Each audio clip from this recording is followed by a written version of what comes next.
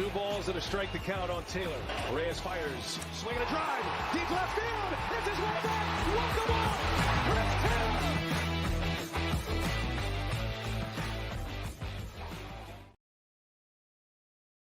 Sorry about that. Hi, everybody. Welcome into DodgerHeads. My name's Matthew Moreno. I'm filling in for Jeff right now. I'm going live with Scott. We're coming to you guys with obviously breaking news that I'm sure everybody has sort of seen at this point. The Dodgers have traded for Joe Kelly and Lance Lynn. Their reunion tour continues, if you will. And obviously, Lance Lynn is a starter that the Dodgers have been in search of at the deadline. Scott, what's your kind of immediate reaction to this trade? First, you look and like the initial thoughts on that are, the Dodgers were able to get someone who can eat some innings. He's definitely intriguing, but the more we peel that back, the market is really thin. And the Dodgers did need someone. They did need a guy who has the potential to be, a number two. Lance Lynn has, a bevy of experience. He's been around for quite a long time. And, there's a lot to like about him. Initial with the ERA 6.47. That's not the best. Everyone's going to highlight that and think it's just, this might be the worst move. But, we'll talk about some more. But they needed someone. It just does seem like because of a thin market that the prices are really high. All right. Yeah, we have a super chat right off the bat. Thank you, Michael. I know you've been consistent with us when we've been doing these live shows, and he's not happy. He's saying massive L deadline so far, very uninspiring. So before we continue with the Joe Kelly and Lance Lynn talk, let's incorporate Kike. Obviously, that was the first trade the Dodgers moved. Then they followed up with Ahmed Rosario. Looking at the 3 trades so far, and again, the deadline still is not until Tuesday. These deals don't mean the Dodgers are done. So, Scott, how would you sort of evaluate their move so far? Kind of uninspiring. I've talked kind of ad nauseum how this year kind of feels that there's, a lot of minor league guys who are having either overperforming or performing to a level that might seem unsustainable or maybe to their potential, but they have a lot.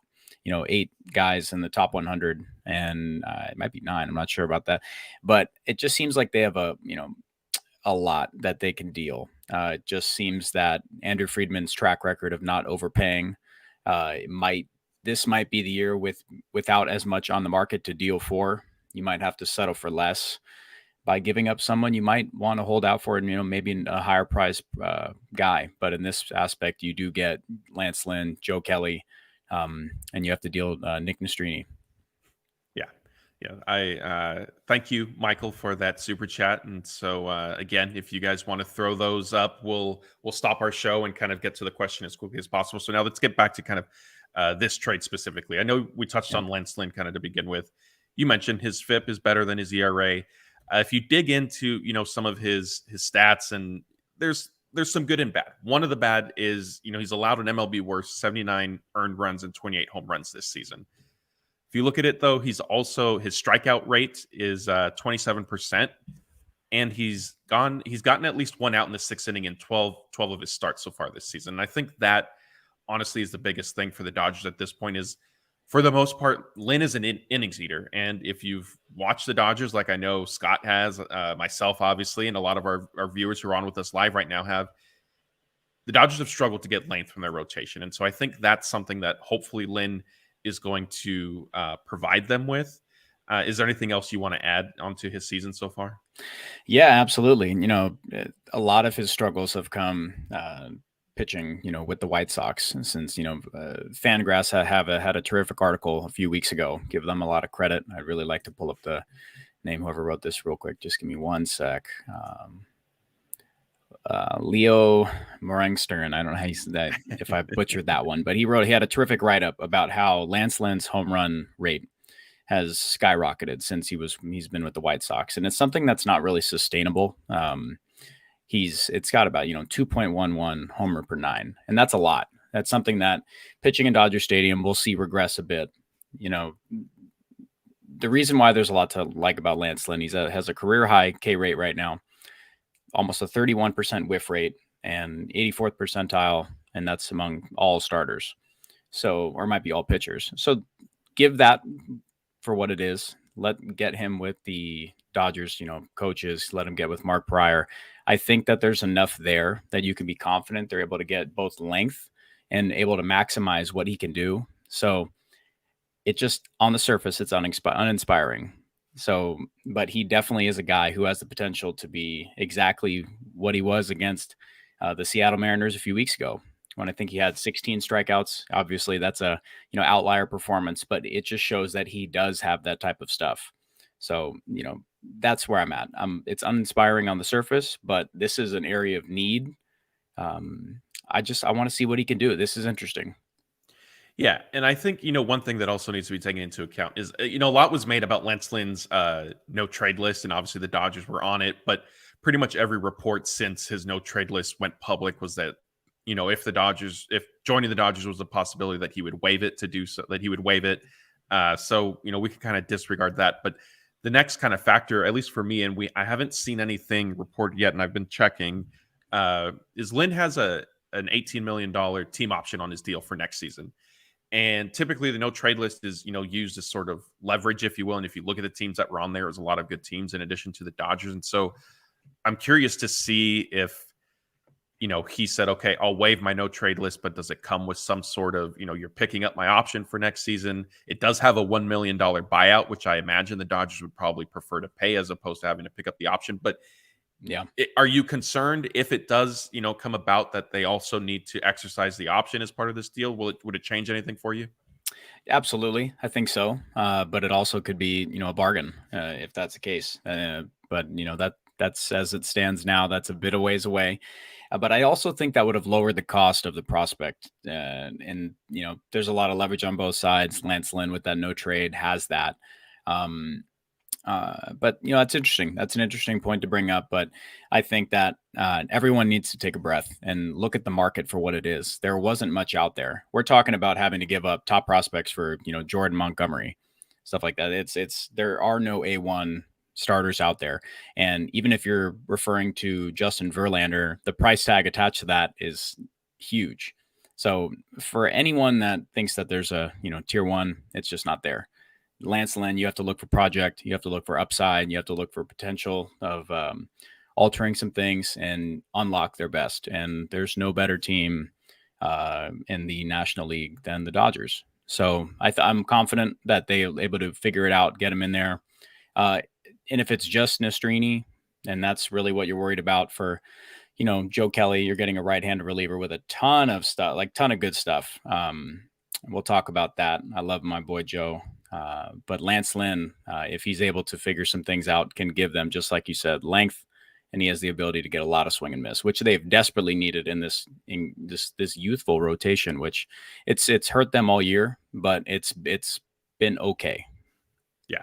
Before we transition and talking about Joe Kelly, we have another super chat. This one's from Jonathan Montgomery. So thank you for this. I think it's a little tongue in cheek. He's wondering if River Ryan will be traded for Danny Duffy and Cole Hamels next. I don't see that one happening, and I get the some of the sentiment and the concern with Lance Lynn, probably specifically, and even who we're going to get into Joe Kelly right now. He hasn't necessarily been great this season either, but like Scott just said, I think it's an important point to note is, first and foremost, it was already shaping up. The past few days, it's been evident that it's a seller's market, right? And so you have to factor that in. And like Scott alluded to, there aren't a lot of aces available on the market right now. And so when you put all of that together, these, unfortunately, they're kind of trades that end up sort of happening. And it's one reason that Andrew Friedman, year in and year out, has said he doesn't like the trade deadline, because prices in general are always at their highest. And I think after seeing how stuff has gone so far this season, at the deadline, we're going to hear him repeat that early next week when he addresses media after the dust finally settles. But yeah, so let's get into Joe Kelly. I see you have your jersey back there. You were preparing for the Dodgers to reunite with him. What's to like about bringing Joe Kelly back? So, Jeff and I spoke about that a bit the other day. Joe Kelly gives them, another reliever, high power stuff. His velocity is up, so he looks healthy. But when you dig into a little bit of his usage, his pitch usage, they've kind of dropped his curveball completely. And with the Dodgers, that was kind of his best pitch. There were sequences where that's all he would be throwing. He'd go up there and you'd see, 7-8 curveballs in a row. So I don't know whether that's something that, with the rule changes and stuff like that, substances, you don't know whether that's been an issue. He had to shy away from that. But at times we've seen Pitching Ninja highlight Joe Kelly's, fastball, and it has as much run as it has in his career. I haven't seen it like this since his time in Boston. So with that option, I don't expect the Dodgers to pick that up. $9 million, that's quite a lot, but it does provide them with another high-powered arm that, by all accounts, Joe Kelly's healthy. But he has dealt with injuries in the past. Let's hope he's past those for this year, but they did need arms. It's attacking areas of need here. And I'm going to keep reiterating, it's a thin market. And if all it was is giving up your, number 9 prospect for the possibility of having a starter for 2 years, Joe Kelly, possibility for 2, most likely 1. I think Joe Kelly with the Dodgers was at his best. And that's what we've seen, because with the White Sox, he hasn't been. So get him back in there, get him in the system. And I'm very hopeful about Joe Kelly with them. He's just been, you look back, he's had his best times with the Dodgers in the last 5 years.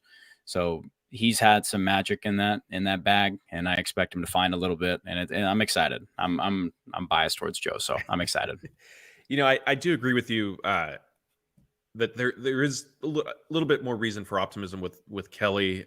One thing I will be curious to see is, like you said, is if the Dodgers get him back to maybe throwing the curveball, maybe not necessarily at the rate he did when he was last year, but more so than he has with the White Sox. I think another thing that's worth mentioning, I don't know if they're necessarily related or not, but he did miss, just over 2 weeks this month because of right elbow inflammation. Yeah. So, maybe that was a factor in his pitch selection. And I think that at the very least, it'll be something to sort of monitor moving forward. Let's move on to kind of the other aspect of the trade. So as we've mentioned, Nick Nastrini was among those sent to the White Sox. It's Nastrini, Jordan Leasure, and Trayce Thompson, and we'll get to kind of Trayce in a bit. Nastrini, I think he's a name that if you've been following Dodgers pitching prospects over the last couple of years, he's been sort of rising up the ranks and opening some eyes. Where do you land on the Dodgers, including Nastrini, in this trade?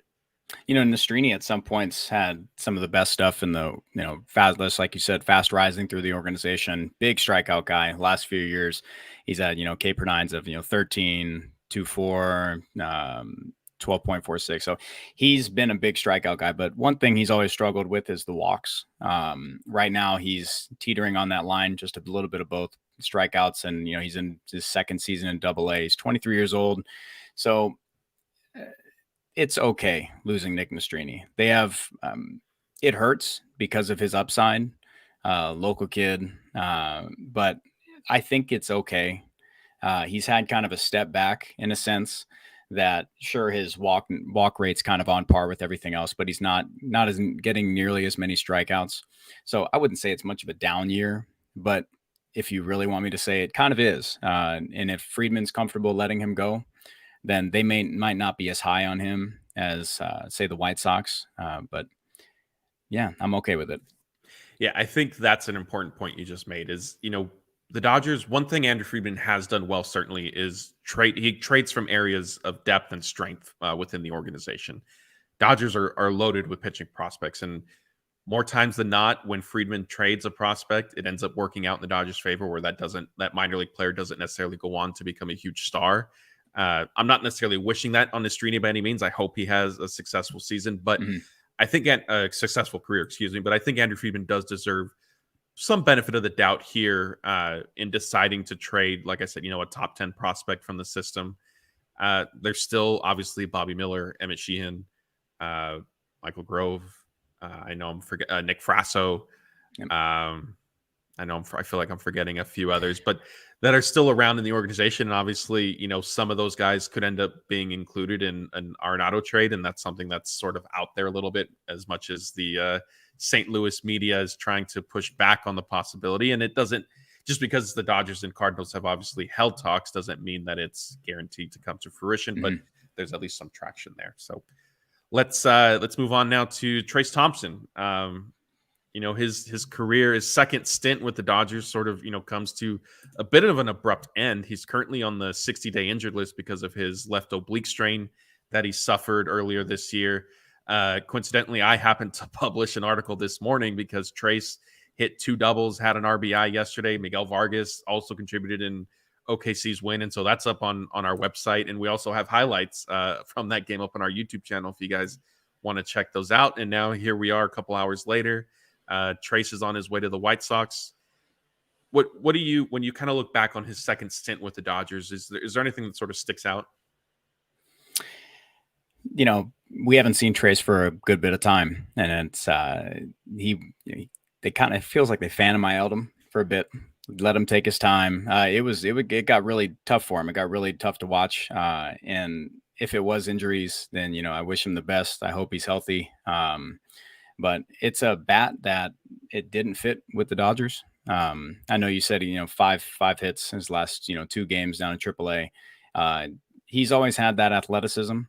But I don't think that the Dodgers will lose much by losing Trayce Thompson. They kind of feel like they filled that void out there. So I wish him the best. He kind of feels like a throw-in. Just give him another like a landing strip, some team that does need that depth out there.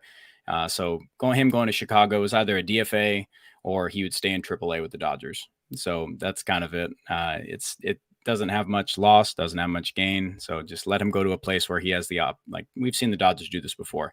Give him somewhere where they can play, whether it's with the team or without. It's a fine throw-in. Yeah, I think, you know, unfortunately, Trayce, he obviously had some memorable moments with the team after he was acquired. I think, was it from the Tigers after he was DFA'd last year?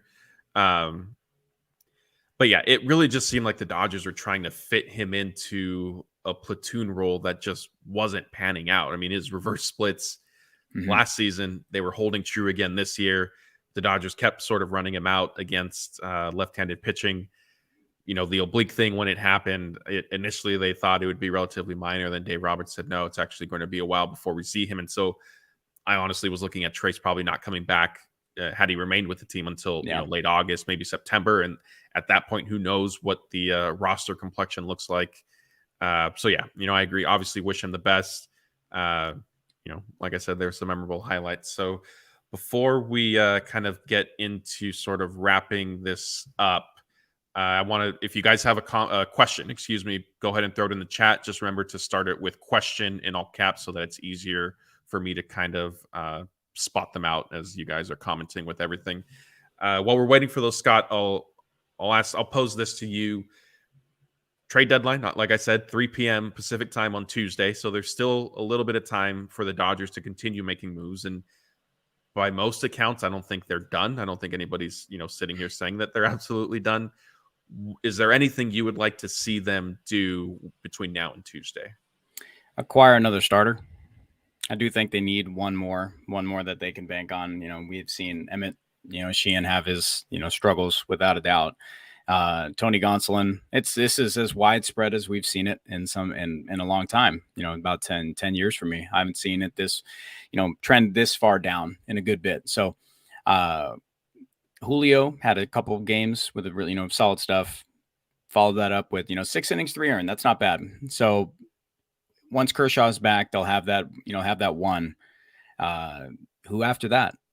You know what I mean? So, but again, same thing, thin market. I would have liked to see them go after Lucas Giolito, but it feels like the Angels are taking that all-in method that, you know, I wrote about, that they've got nothing to lose. And by giving up, you know, two of their top 5 prospects, that's a big move. So Kai Busch and Edgar Quero, like, that's a tough deal for the Dodgers to match and to feel okay about, especially with a rental like Lucas Giolito. That was just a lot. That's as overpay as you're going to find. So that was, we're paying it up, and Artie Moreno gave the green light. So why not? That's something that, I mean, guys, there's a reason why the Rangers, the Rays, and, you know, now the Dodgers were all in on Lance Lynn. So I do think that there's something to say about that. It just matters who is going to pay that. But all those smart teams, forward-thinking teams going after Lance Lynn, there's going to be a lot to like. And people should be, you know, it's okay to be cautiously excited, or not even excited at all. It's okay to be cautiously optimistic, but there's a reason to be excited. And this is a move to make them better. And I'm excited for it. I want to see what Lance Lynn can do with them, and he's got the potential to be good, but I do think that they need to attack the starting pitcher market, whether it's Jordan Montgomery. Fantasy dream, I know that there got a lot of chatter yesterday about Nolan Arenado, so I'm not going to talk about that until I see anything else, but I'd like to see them go attack and try to find another, number 2, somebody else who can, pitch in October, somebody who can, go ahead and, pitch at the front end of a rotation. Yeah, I agree with you. So we have some questions that have come in. Thank you for those. And again, if you guys have them, just make sure you start it with question in all caps so we could kind of pick it out. This one's from Edward Rangel, and I apologize if I mispronounce your last name. He wants to know if Snell is a possibility. From by all accounts, everything coming out of San Diego is they're not going to trade Snell, although they also were saying that they were going to be buyers more than sellers. And I think it was reported either yesterday or the day before that they'll at least now listen to trade offers on, Soto and Hader, even if it's not necessarily realistic. So Snell is a possibility. I don't necessarily see it, especially to a team like the Dodgers. Next question here is from Robert. He wants to know who's going to get cut to make space for the new players. This is an interesting one. So right now, Rosario can get added to the roster because Yoni Hernandez was optioned to Oklahoma City.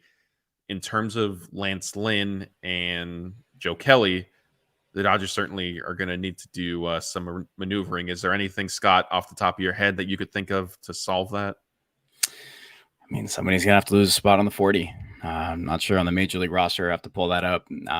But yeah, I mean, there's going to have to be some shuffling, but I don't expect Friedman to be done. I really don't. I think that let's let Friedman cook, guys. Let's give him some time. It's not it. I know everybody, after the Kike trade, people said, that's it. That's the big move. That's what he's got in his bag. Let's take a breath. He's got a lot of time to figure it out, and I think he's understanding of that. It's a seller's market, so teams are going to want to capitalize on some things. So I do think that there's other areas. I have to look at the 40-man, see who's expendable, see who can, we can lose on the roster and be okay with it. Yeah, and one thing to note is even though Trayce Thompson at one point was on the 40-man roster, because he was on the 60-day IL, he had been removed from the 40, so that's not an easy way to kind of clear up one spot. So yeah, there's some work to do. Here's another one. I think Abstract is how you pronounce that. If we traded the number 9 prospect for Lynn and Kelly, what the heck are we going to give up for Arenado? You're going to give up a good bit. You saw rumors mentioned yesterday, but I feel like they'd be okay, dealing Cartaya. I really do. I feel like that's something that they might not, his defensive skills, for all the things that he can do. I feel like giving up guys in your top 5 is okay because, they'd still have more than the rest of the teams around the league, and they really like what Dalton Rushing has to offer. So Cartaya, and then you'd have to go from there. Let's just try to stay away from Bobby Miller. And I feel like Emmett Sheehan could be one to talk about as the, kind of the big headline right-handed arm to go to the Cardinals.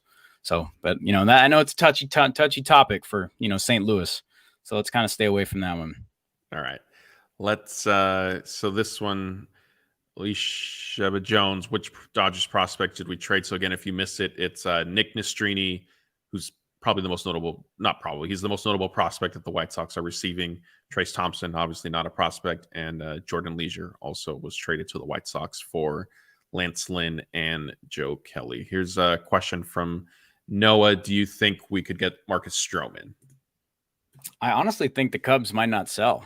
I think the Cubs feel like they're playing well enough where they can make some moves. Their offense, they're scoring a lot of runs, one of the better run differentials in baseball, however you feel like that's a measurement of success or future success. The Cubs are playing well enough to give them some, hint that they've got Cody Bellinger playing out of his mind. Stroman's had some down run, and it would be smart, even though it's a seller's market, you could see fringe teams. This is a year where I feel like the fringe team could capitalize the most.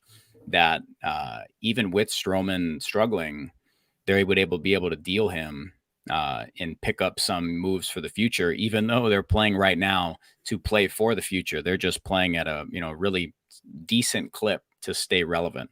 Which that's an interesting question. I don't know if the Dodgers would necessarily go for Stroman because I'd have to look to see if his next year is a player option or it's a club option. I'm pretty sure it's a player option. And I don't really know if Andrew Friedman wants to get into that. He likes to have that maneuverability. So I don't know if Stroman would kind of be Andrew Friedman's target. Yeah. Here's, I think this is a good question from Robert Escobar. Do the Dodgers need another reliever? Scott, as you kind of gather your thoughts, I'll take this one for now. I don't think they necessarily need one. I think they certainly would stand to benefit from adding, a high leverage guy for, late inning situations, especially with Daniel Hudson's, season pretty much being done.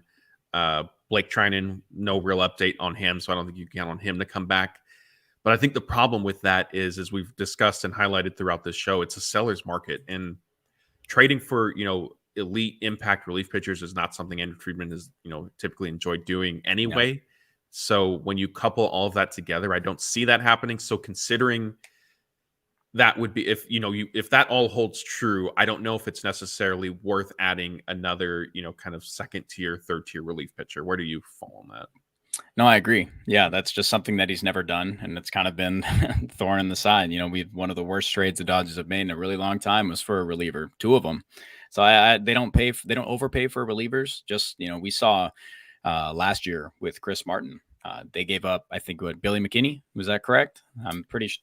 I don't remember. Something like that. It was for nothing. It was either McKinstry or Billy McKinney. I'm pretty sure it was McKinstry for Chris Martin. And he parlayed that straight into a multi-year contract with the Red Sox after being, transformed with the Dodgers. So there's an ability, there's a built-in ability for the Dodgers to bring guys in. We've already seen it with Ryan Brazier. He was cast off by the Red Sox, and he's been a fantastic addition to the bullpen.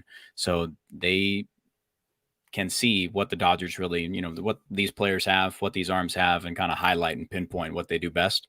So I feel like, they do need one, but it's a matter of who leaves. And I think, Phil Bickford might be one that it's just an innings guy that can be taken out of that bullpen. And there's another guy that could be with upside put straight in. So, but now with Joe Kelly, that might fix one of their things. And if they believe Brusdar can pitch in, high leverage innings, I'm just really still upset about Daniel Hudson, man. I really am. That for me, that was like, kind of the saving grace. And you see him come in, pitch with a fair amount of dog, and gets that, and just some terrible news for him. So I would like them to see have another high leverage reliever, someone that can get some innings, possibly a lefty, because I don't think they really have a left-handed pitcher right now in the bullpen that I'm dead set on, really bank on to come in and lock it down and get both sides of the plate.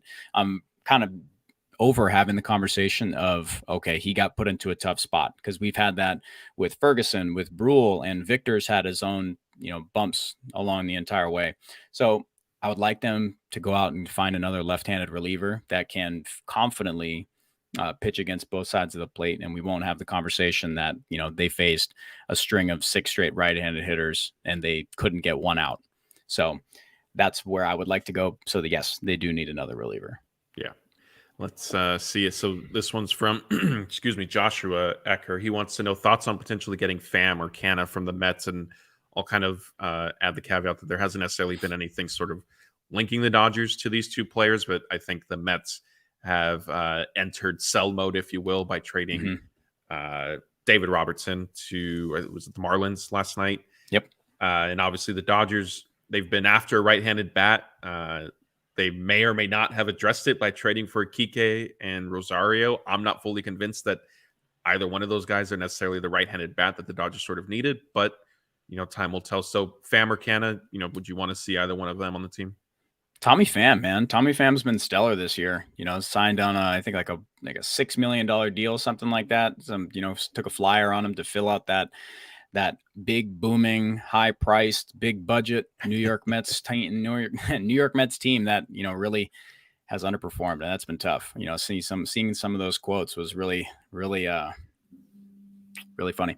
But Tommy Pham, he's not just a platoon guy. He's hit both sides of the plate. He's hit righties. He's hit lefties.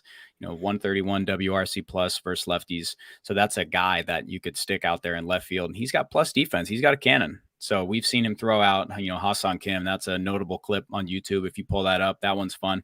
But I would really, I don't know how much it would cost for a rental bat just like that. But I would like to see Tommy Pham with the Dodgers. I think he brings an attitude for however you feel about him with the jock stuff. But I feel like Tommy Pham would be a terrific addition, and definitely cheaper than Lane Thomas from the Washington Nationals, because that's one that's, I feel like that would be huge. But the clubhouse stuff might be where the Dodgers kind of pull back on, considering this is such a close group. That's all we've seen. I know every year we find that stuff's just been, this is the closest group. They're they're getting along as better before, but I feel like this is a group that you'd have to really evaluate who you bring in. That's why they're not bringing in guys that are, they're just bringing in guys that they can transform into those platoon bats. So I feel like Canna maybe.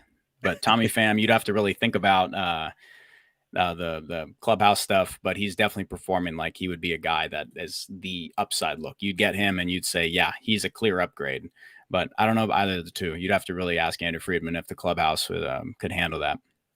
Yeah, I think you make a great point in terms of on-field production for Pham, but my concern, and I know we're seeing some of it in the comments as well, is, kind of the attitude and behavioral stuff. Not even including what happened with Jock over, fantasy football. That'd be interesting. Let's see. I saw a good question. And so this one's from Mark Brown. Are the Dodgers just going to have Michael Busch hit 30 home runs in the minors forever? If he's not coming up, it's time to package him. Yeah, yes, it is. I'm just going to say yes. If he's not up right now, he's continued to hit. They haven't given him any of the time in MLB. He had a few games where it was like this might be their runway to let him play. I know a lot of people wanted to have him, get an extended look, just like they gave Miguel Vargas. And unfortunately, that didn't work out. And Michael Busch has hit, and he's done nothing but hit at AAA, kind of every level. So if he's not up there now, it feels like that Willie Calhoun situation, that it's not just, if, it's when. So hopefully they find a landing spot for him, because I really hope he does well. I just don't feel like it'll be with the Dodgers. So, but he does have a very plus bat, and that's somebody that they can move, and it's a piece. Like, he's not just please take him off our hands. He's a guy who's got plus hit tools, solid bat. I really hope they find a home for him. I hope it's with the Dodgers and they can, carve out a spot, and some guys would have to leave, but if it's not with the Dodgers, somebody else, because he needs to play. He's a big league player. Yeah, I agree with you. I think honestly now feels like the right time to trade Busch, just from where he's at in his career, what he's kind of shown, what the market is bearing. I think the Dodgers it would make sense for them to sort of cash in, because like you said, they just don't seem to have a spot for him on their roster. So, all right, we're going to take just a few more. This one's from Luis Pepe. You guys really trust Lynn in a big spot? You want to take first? You want me to get it? I guess I can go first. I think Lance Lynn is an okay number 3 starter type thing in the postseason, and that's pretty much what he would be once, assuming Clayton Kershaw's healthy. Even with some of Julio's struggles this year, I don't see him starting any worse than a game 2 in a postseason series. And so then you potentially get into, Lance Lynn, or has Bobby Miller maybe gotten back on track and continued to ascend. So I think in that sense, he could be okay. I think he'll give you, 5 or 6 innings. I mean, I get like it's not the ace that I think the Dodgers honestly need, but also, like we touched on earlier in this video, aces aren't available right now. And even, the big name guys, Justin Verlander, Max Scherzer, look at where they're at in their careers, look at their season, and look at their contracts. That's not something that I would see the Dodgers wanting to take on. Yeah, no, I agree. I fully agree. The cost would be, humongous. If they wanted to bring those guys on, they would have done it. They would have paid that. And they obviously didn't feel comfortable. And I bet the Mets wish they had neither. So with the paying both of them, into their late 30s, all 40s, ridiculous AAVs, that's tough to absorb. And when they're not performing, that's all you think about, that, these older arms. So it's definitely, do I trust Lance Lynn in a big spot? His success in the postseason recently hasn't been the best, dating back for a while.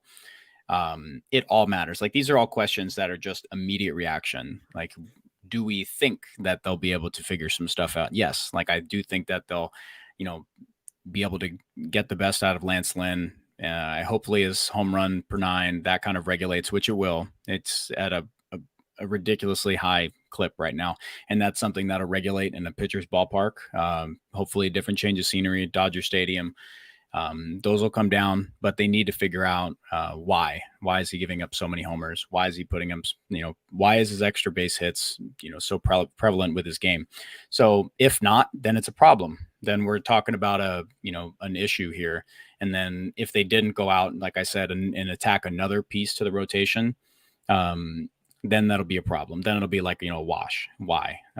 So we're kind of banking on for, project stuff, but we'll have to wait and see. It's kind of tough for me to gauge on, do I trust him in a big spot at his peak? Sure, but he's not at his peak anymore.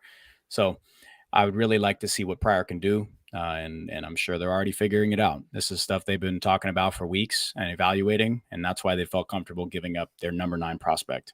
Yeah. Kind of related to what we were just discussing. Taylor wants to know, what other pitcher could the Dodgers trade for? I feel like there isn't anyone else available that can help them.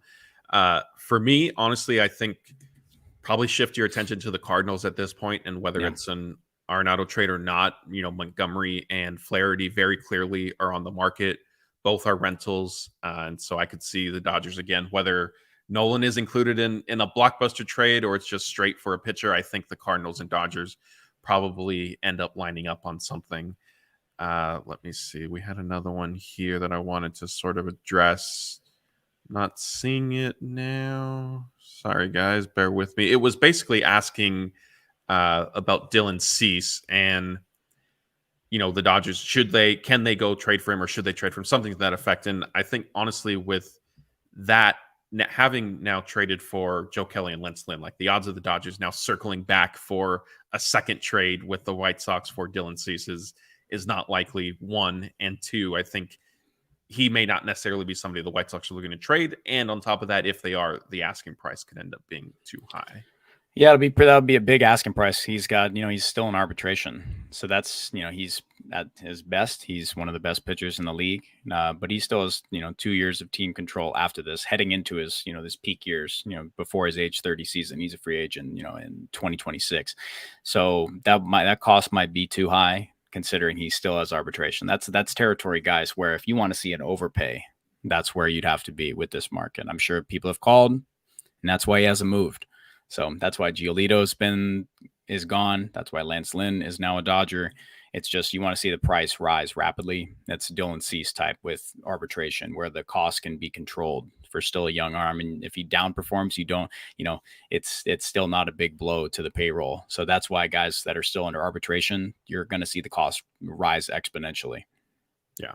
I know we're trying to stay away from some Cardinal stuff just because it's not we don't want to upset the St. Louis media any further, but I think this is a good question from Quincy. He wants to know, if the Dodgers pull off the Arenado trade with Muncy and or Taylor included, will it ruin the clubhouse? So let's focus on the clubhouse angle specifically, not necessarily, the actual on-field losses of Muncy or Taylor. What do you think about that?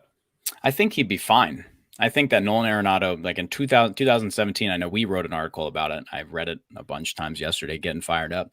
But he told, Corey Seager came away from a conversation with Nolan Arenado saying that, that guy wants to be a Dodger.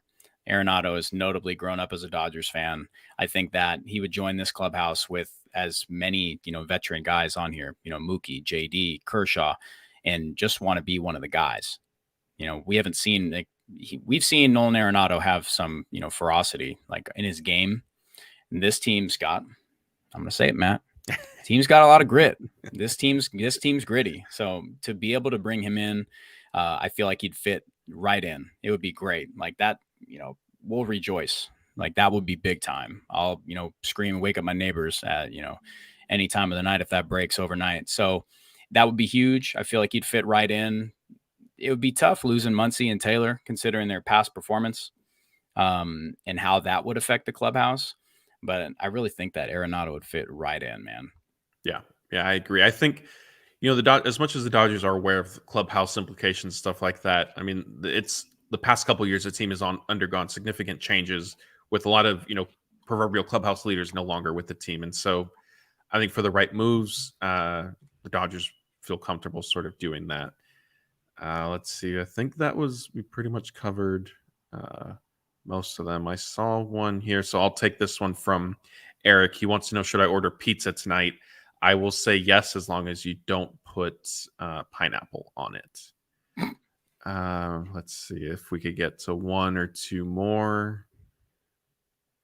Again, so this one, Levy's asking, should LA try to attack Snell and Hader in a trade?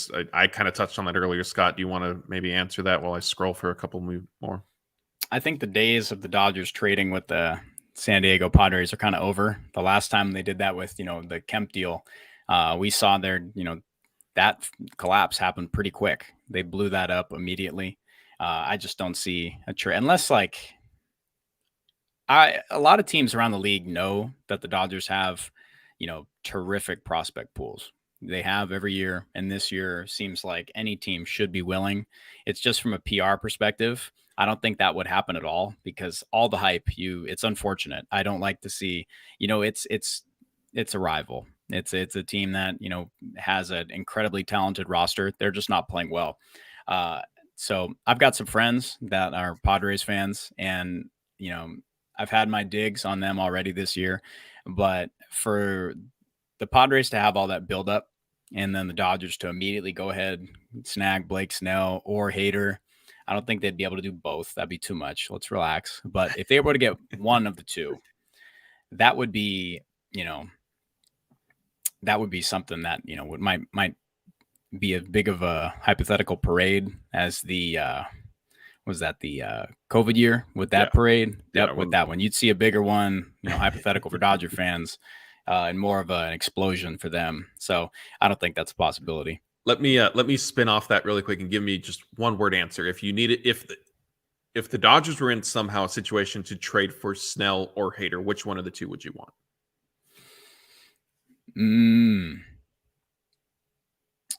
Snell. Okay. There it is. All right. So again, we're down to our last couple questions. I like this one from Miguel. Who got the better value from their prospective trade with the White Sox, Dodgers or Angels? And I like bonus points for using Anaheim for the Angels too. So, Miguel.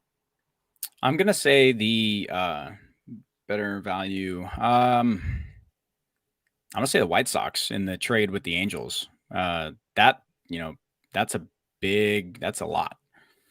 That's a big starter to their, to get for Giolito. I'm going to say that value for them is humongous. Like they needed to sell.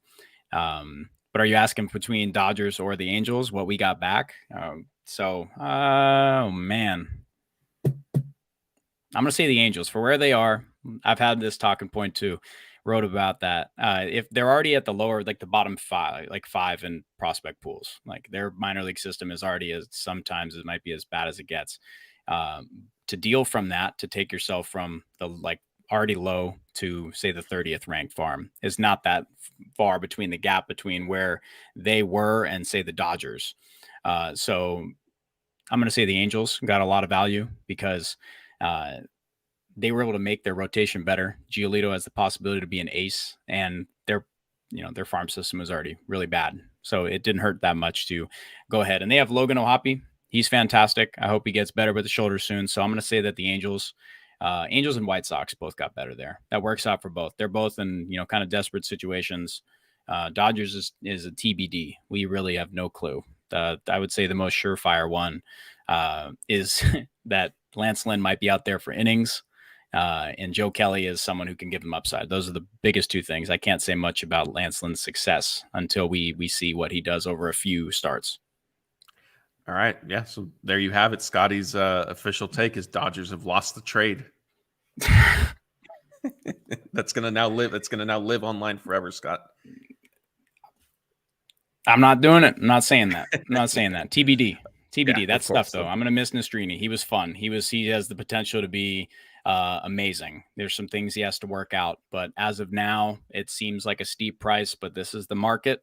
And we'll have to wait and see, but it's gonna suck losing Nick Nastrini. He's been really fun to watch develop through the system. Yeah. So, all right. Well, that's gonna do it for us. Again, we appreciate all you guys hopping on live with us. We've done now 3 of these for each of the Dodgers kind of reported trades. We're going to keep doing them. Go live as soon as we can once there's some details out on potential moves the Dodgers have been doing. If you missed the trade earlier today, the one that the full details we discussed, it was Dodgers sending Nick Nastrini, Trayce Thompson, and Jordan Leasure to the White Sox for Joe Kelly and Lance Lynn. So again, Jeff will be back with probably a rotation of of our staff writers on Tuesday for a trade deadline, live show as everything's sort of happening. The Dodgers have already done some moves along the fringes of the roster, but there still could be more. So thanks again, everybody, for joining us, and we'll see you next time.